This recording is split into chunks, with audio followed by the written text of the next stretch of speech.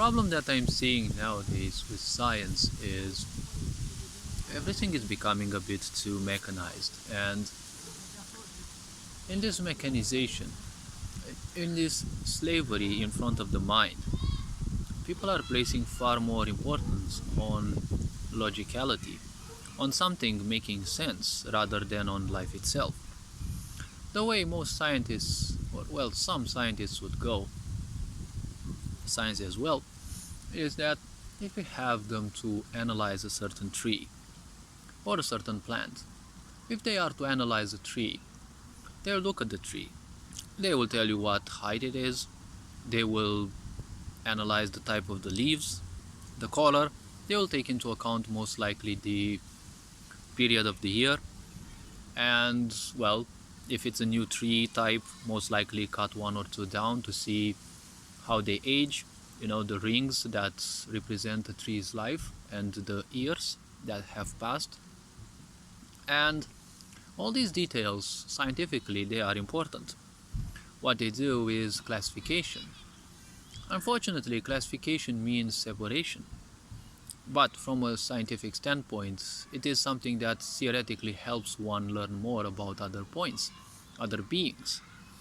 But a scientist, if they look at a tree, they miss the life within the tree. They do not observe the liveliness of the tree, the fact that new leaves are born and some die. All they see is just the mechanics. Just like in a video game, many people, and well, kind of almost everyone, they just see the images and they hear the sounds.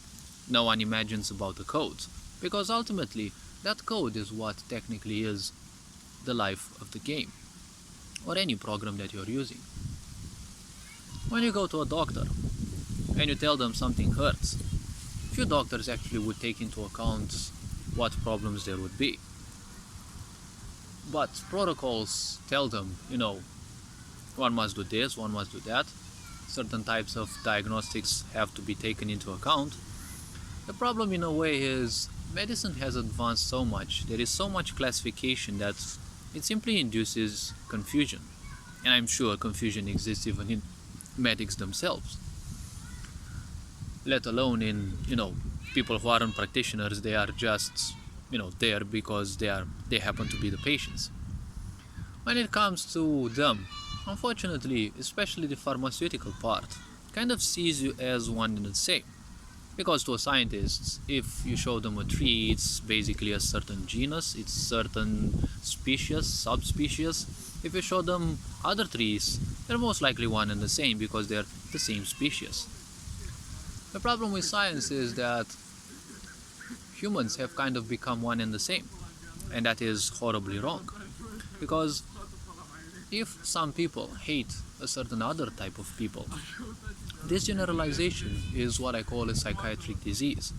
Because if someone hates someone else just because certain reasons in their mind, generalization will kick in and say everyone else is the same. If this is the case, imagine what things will be like if such people reach, let's say, political places in society, or places in law enforcement, or judicial proceedings, or trading, economy, whatever part of society, or think that those people can actually be your children's teachers. So the point with science is that it's becoming a bit too objective towards life. Yes, it is important in life to also be objective, but ultimately there is no such thing as 100% objectiveness, because everything comes through the prism of this physical body. Everything that comes through the mind comes through one of the two possibilities. You either embrace it, or you either don't. You either like it, or you don't. These are the two possibilities. A certain sense of objectivity or distance can be built through awareness if you use your own logics, your own knowledge, maybe your wisdom, why not? And you derive some reasons, again, reasoning is the mind, you derive certain reasons why you should stay away from that idea, right? But when it comes to science, if science ends up viewing people as one and the same. That's kind of narcissistic in a way, because they are kind of just like prey seeking. They seek validation from whatever or whoever, and the point is they will do literally anything to make sure that that validation they would receive is enforced through whatever points of view. We should be aware that we live in a sick society where narcissism, probably sociopathy, codependency, and many other such disorders are actually, sky high. Now, let's not generalize and say that everyone is, but, narcissistic specifics, right?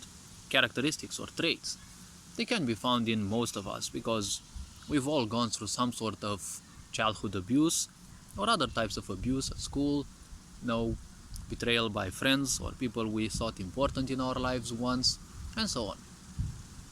So in such a world, one should expect such to happen, because ultimately, when you have a hate for everyone, it simply no longer matters what race they have, what gender, whatever that is, because ultimately, everything is but a distraction. If everything is a distraction, then it basically has no meaning, other than the meaning that other people accept for it. But the point is, if we are seen as one and the same thing, that is kind of problematic, because we have kind of become more like code bar numbers. Ultimately, your identification card is nothing else than a number.